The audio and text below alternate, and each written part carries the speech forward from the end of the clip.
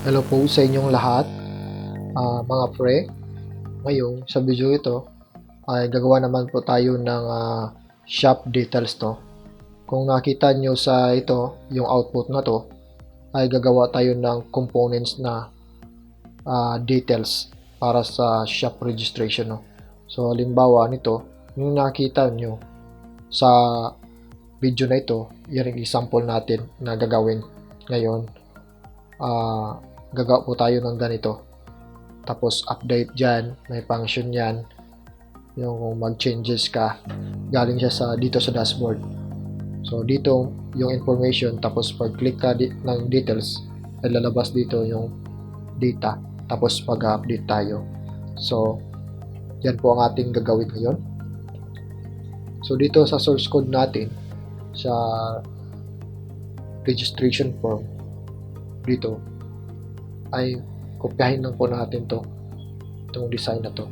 So kung magtanong kayo kung saan to yun na nakikita, tignan nyo po yung previous video ko. Nandun yung paano gagawin yun. So kasi ito ay dating sa video na to ay ginagawa ko na yun. So dito mag-apply tayo dito ng React import tayo dito, no? Tapos i-paste natin siya dito sa loob. So nakatapos na paste. So yan. So registration details. Saka maglagay tayo ng props para makuha natin yung data. Tapos dito sa registration na details natin, so ito yung template, no? So sa app.js dito ay maglagay tayo dito ng route. So tatawagin natin yung route na details, no? Route path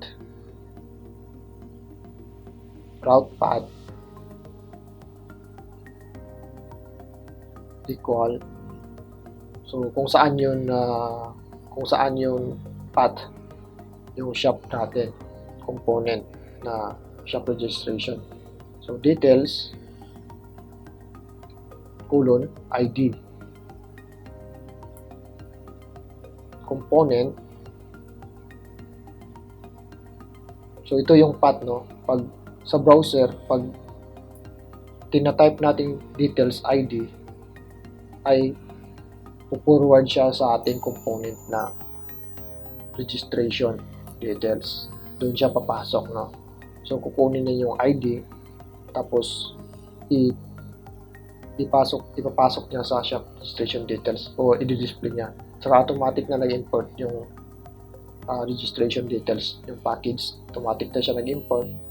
O save natin. Tignan natin kung ano yung lalabas. So dito sa project na to,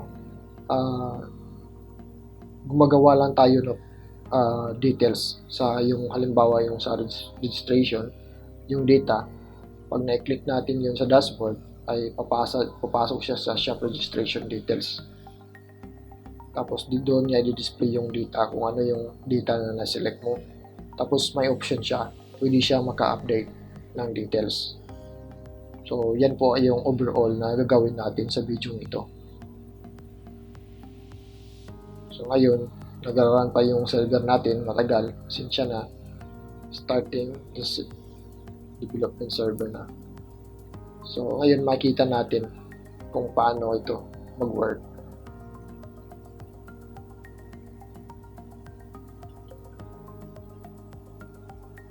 So dito naglo-load na yung web browser natin. So kung sinong hindi pa nakapanood ng previous video ko, ay panoorin nyo na. Step by step yon hanggang sa dito. Makapasok tayo sa dito, hanggang dito tayo sa topic na ito. Ito ay continuation at saka upgrade version na to. Yung sa mga dati na gawa ko ay sa ngayon, ito na ang kinalabasan. So yan. So ito sa app.js natin, ito pag type natin dito ng details, ay siya ang papasok yung shop registration details na component. Ayun, tingnan nyo. Napasok na. So, problema natin ngayon ay hindi pa yung data ay hindi pa na-display, no? So, tsaka yung alignment ay malaki yung space, no? So, ang gagawin natin, i-adjust natin yun kung paano yung placeholder ng input ay masyadong malaki. So, dito, maglagay lang tayo dito ng display table na CSS natin. So, magtanong kayo kung saan to nakikita, punta lang kayo sa app.cs, tapos idagdag nyo to .display table na CSS, margin, 0, auto, position, relative. Yun.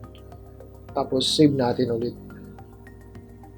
Tignan natin kung ano yung improvement. So, tignan nyo, may space na. May space na siya. So, nagbaba na siya sa from the bottom. So, na-adjust na siya na konti. So, ngayon, ang gagawin naman natin yung pag-arrange ng form, yung information input. So, kasi masyadong mahaba yun. So, ang gagamitin natin dito, maglagay tayo ng konting margin. So, column MD9 yung dati. So, ang gawin natin 4. So, yun ang spacing niya, margin sa input. So, ito, na-adjust na yung email at saka password. So, yung shop name, malaki pa. Masyadong mahaba. So, adjust din natin yan. Paano gagawin yan? Dito, try natin dito na maglagay ng column MD dash 12. Tingnan natin. Medyo may adjust na konti. So, ang gagawin natin ay i-follow natin yung email password na length, no? Para i-adjust natin yung length kasi masyadong mahaba. Para i-adjust natin yung i-adjust po natin yung length ng input, no? So, ang gagawin natin, maglagay po tayo dito ng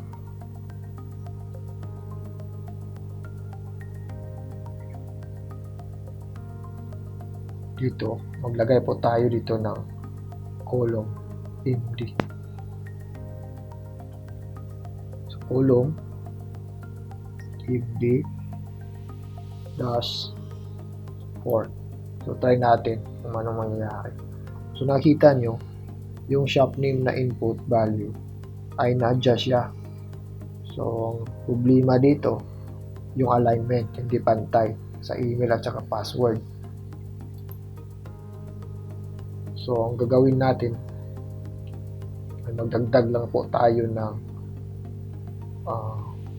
div dito para ma-align siya. I-wrap natin siya sa div row, form row natin. Pasok natin yan sa div class ng form row. Yung iba, naka-div class name na form row na. So, ito, ipapasok natin siya dito sa loob ng div form row na dito. So, dito, i-wrap natin yan. Dito natin siya napasok sa loob. So, yun dito, div, yung div element class name, tsaka form row. So, ito, tingnan natin kung tama to. Ay, bumaba yung shop name. So, hindi dapat siya bumaba. Okay. Tingnan natin kung ano nangyayari. Kaya siya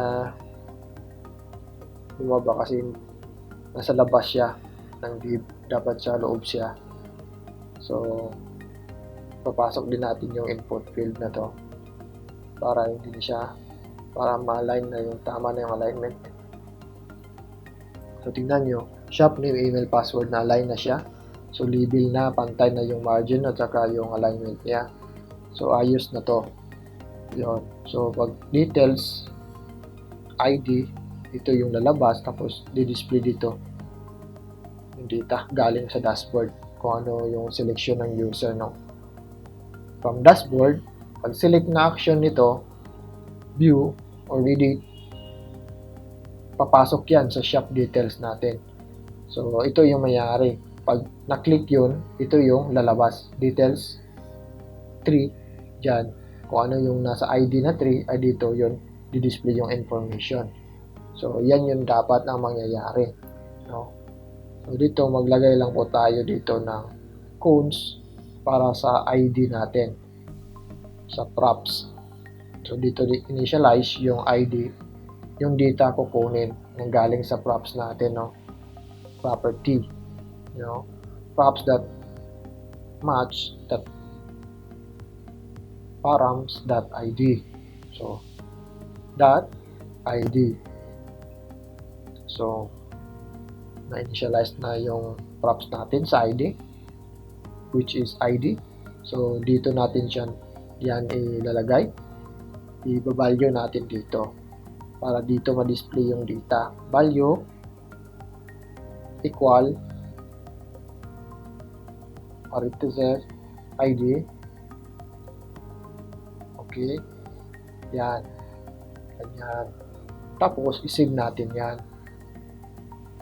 So dito sa next video natin ay magagawa po tayo ng login, no? Login na naman. So ito yun, nakaka-display na siya. Pero ito hindi pa ito tapos. May information pa dapat nakalagay dito, tapos update function. So sa next video natin ay gagawa tayo ng login.